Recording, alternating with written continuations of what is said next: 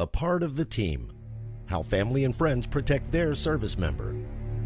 A presentation by the Operations Security Professionals Association. The military spends a great deal of time and money preparing their service members for combat. Each branch has its own form of basic combat training, during which time they learn the skills they need to fight and win. They're given the equipment they need to be successful on the battlefield. And they're supported by a complex and dynamic network of intelligence, logistics, and other key functions. However, each of these elements can be overcome if the adversary obtains certain information that would allow them to develop strategies to counter units' capabilities or exploit certain vulnerabilities.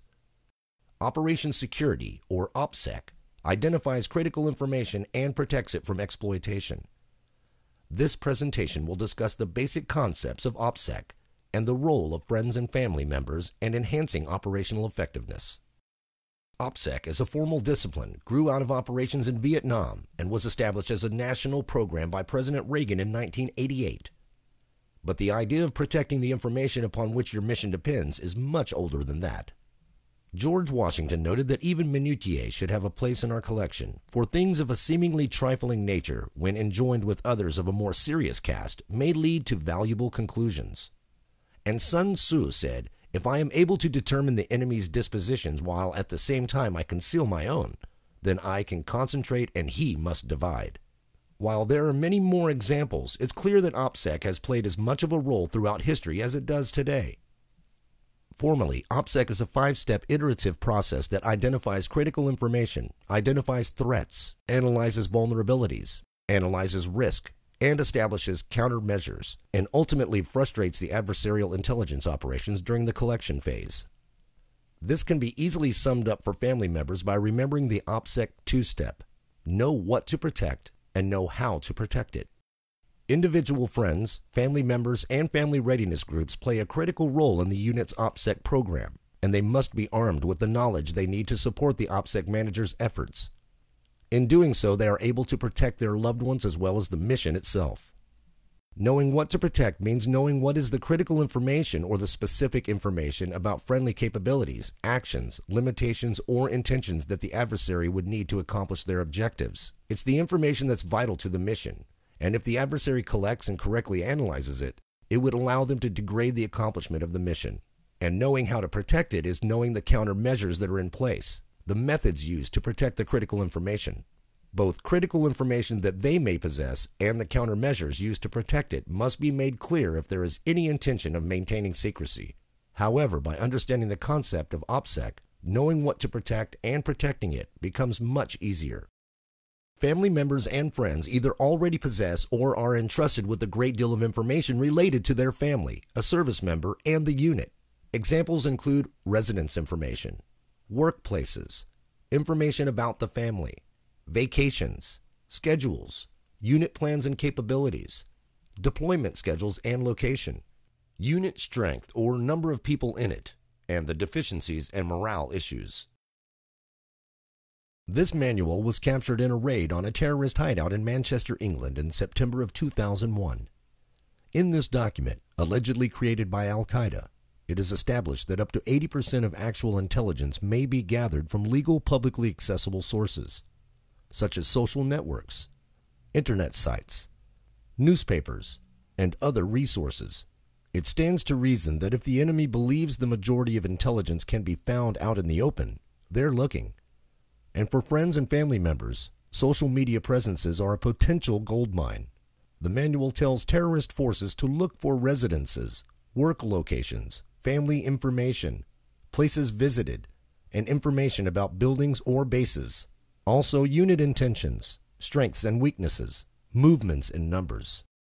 What the enemy is looking for is the information possessed by friends and family members of service members and must be guarded accordingly. But the enemy doesn't always need to get all the information at once. Instead, they can take individual pieces and put them together to see the big picture. This is referred to as data aggregation. Take a look at this puzzle. Many pieces are missing, but most people would be able to identify it as the U.S. Capitol building. This is because there is enough information available on which to base a conclusion. For a more realistic example, Consider something that we've all done before. We've left the home for an extended period of time and went through the OPSEC process even without thinking about it. Our critical information was the fact that the home was empty. We don't want people to know that specific fact. The threat might be a burglar, so we start to look at things from the burglar's perspective that might reveal our critical information. Perhaps it was the newspapers piling up on the lawn, or a full mailbox, or the house being dark at night, or a driveway that was suddenly empty where there had been a car before, or a driveway with snow without tracks. Our neighbors don't quite understand the reason for secrecy, or grass that has not been cut. So knowing the indicators of vulnerabilities, you start to apply countermeasures to protect your information. Your information being the fact that your home is empty. You might have a trusted friend collect your newspapers and mail and mow your lawn, and maybe park in your driveway once in a while so it looks like someone is home. And put your lights on a timer that varies the time they come on. And maybe you educate your neighbors about talking to strangers. Clearly, OPSEC doesn't just protect the mission, but also the family back home. This was a hard lesson for filmmaker Israel Hyman, who tweeted to his 2,000 Twitter followers, "We've made it to Kansas City in one piece. We're visiting at Noel Hyman's family. Can't wait to get some good video while we're here." What would this tweet tell a potential burglar? It says that our house is empty. We're not home. When he and his wife returned from vacation, they found that their home had been broken into and expensive video equipment had been stolen. Now that we understand what OPSEC is and what it can do for the families and friends of service members, let's consider the 5 steps of the OPSEC process in this context. First, who is the threat? The threat is any individual or entity whose intentions run counter to your own, who would seek to harm you, your service member, or the mission. Consider what information a threat would need in order to achieve their goals. As was discussed previously, friends and family members may be given or learn a great deal of information that would be valuable to the enemy and must be able to recognize it for what it is. This can be done by asking questions as though they were the enemies themselves, something that is referred to as thinking like the wolf. If they consider how the enemy may use the information or piece it together with other information, they can consider the value it may have.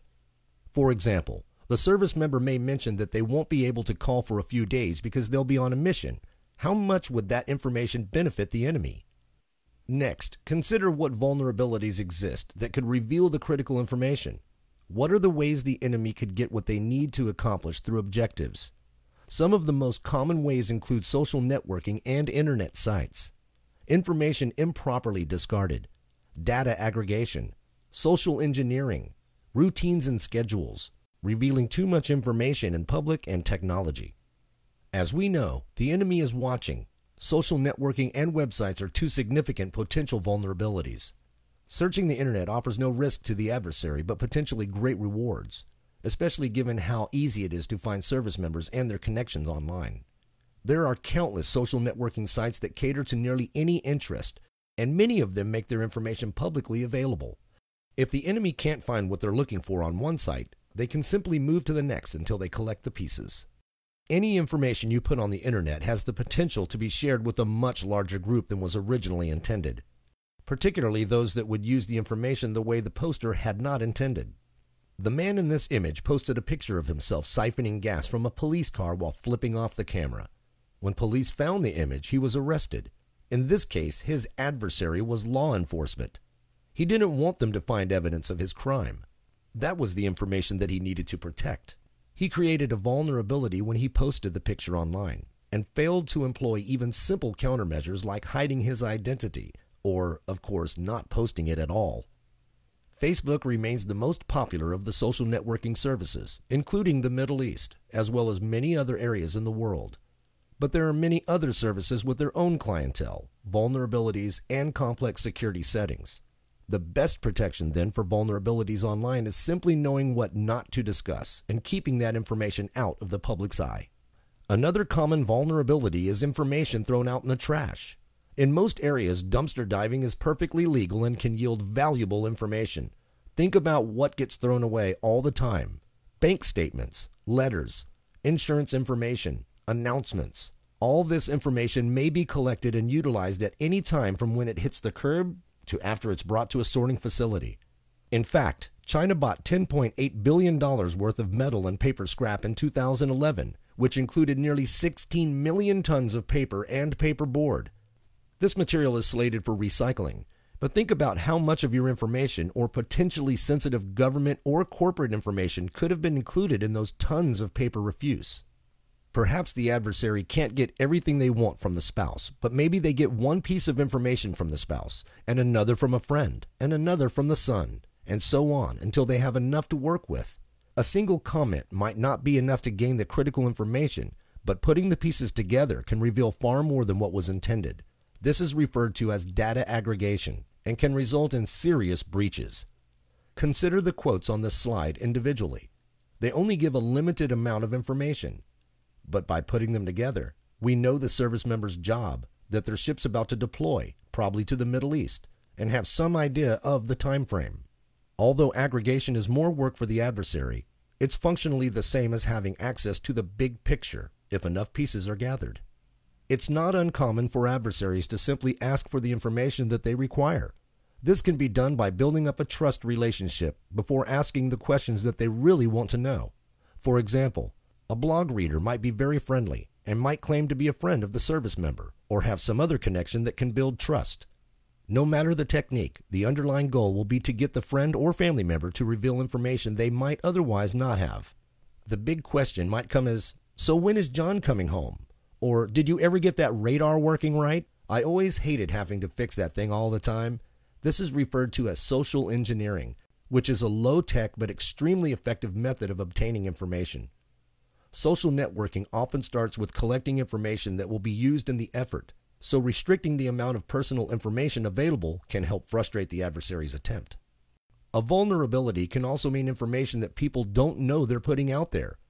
Many phones and cameras add extra data to pictures, which can include specific location information if GPS is enabled.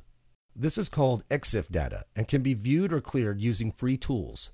When Mythbusters Adam Savage posted a picture of his new car, he didn't know the picture included this information until people started discussing his address and posting pictures of his house. They got this information simply by looking at the data contained in his own postings. Some websites will automatically map the location at which the picture was taken and the date, which can show much more information than was originally intended. It's important to understand the technology when considering vulnerabilities. When the iPhone camera says that it wants to use your current location, it's really asking permission to include this tracking data. Finally, some things can be simply observed to reveal valuable information. Simply looking at the backs of cars in parking lots can show affiliation, which school the kids go to, their names, job functions, and more. This information would be very valuable to someone who would want to target key personnel or their families. It's quite normal to be proud of one's family, but many family members don't consider that their own vehicle can give a kidnapper everything they need to know when to show up at a child's school, what names to use, and to develop a realistic story to tell. To reinforce the point, if one considers pedophiles and kidnappers to be an adversary, the information that needs to be protected becomes very clear. It's an interesting exercise to look at cars in parking lots and think about what can be learned about the owner based solely on the bumper stickers and decals. Countdown timers are a popular way of tracking the return dates of deployed service members. However, they can also reveal specific redeployment dates and put units in jeopardy. Even when the countdown timer is put up without context, it's often possible to determine its meaning using data aggregation techniques, as were discussed previously. And when context is provided, it's simply a valuable tracking tool for the adversary. Remember that deployment and redeployment dates cannot be revealed until the DoD officially announces them. Only when the dates are officially publicly released should they be discussed online, and even then with caution.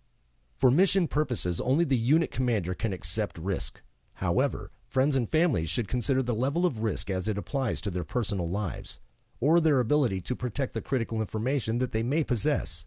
They then need to consider which risks are acceptable, given the associated circumstances. For example, calling the newspaper distributor to inform them that the family will be on vacation directly tells a stranger that the home will be empty, but that risk may be acceptable when compared to the risk associated with allowing newspapers to pile up on the lawn. This risk can be mitigated by asking a trusted friend to collect the newspapers, which achieves the same goal without introducing an additional risk. What can be done to protect the critical information by reducing the risk? How can the vulnerabilities be addressed? These answers are the countermeasures, otherwise known as OPSEC measures. While OPSEC is not merely a list of do's and don'ts, the list of countermeasures can often take that form. Some of the important countermeasures include checking social network privacy settings to ensure that only your intended audience is receiving your message. Searching for recommended social network privacy settings on Google gives many guides on how to do this. Remember that even when the privacy settings are configured, information can be shared or otherwise spread in a way that wasn't necessarily intended. Also, don't discuss timelines and locations unless the Department of Defense has formally announced them. Don't give out personally identifiable information or future or current operations. And don't discuss security procedures or deficiencies, such as response times, passcodes, etc. Discussing future or current operations can be done inadvertently, such as when asking for good thoughts or prayers while the service member is on mission. Many apps allow for users to check in at a location. This can show the clear route that's being taken and be used to establish patterns or show when someone isn't home. Don't post metadata in pictures, such as GPS locations, and don't speculate about future missions. Also, be careful when posting pictures. Don't post anything that could be misconstrued or used for propaganda purposes. A good rule of thumb is to look at your picture without your caption or explanation and consider if it could be recaptioned to reflect poorly on coalition forces. For example, your image might show your soldier rescuing a child from a blast site, but could be recaptioned to insinuate that the child is being captured or harmed. It's happened. And don't discuss morale problems within the unit. The important thing to remember is that the countermeasure can be anything that reduces the risk, which is why it's important to understand the nature of the risk and what can be done to lessen it. There are many resources for additional information. Families and friends should be directed to contact the unit, their FRG or OSPA for support or to answer any questions. The bottom line is that family members and friends shouldn't be afraid to think like the bad guy when considering what information they're making available and how it can be used. Remember, think about what you need to protect and think about how to protect it.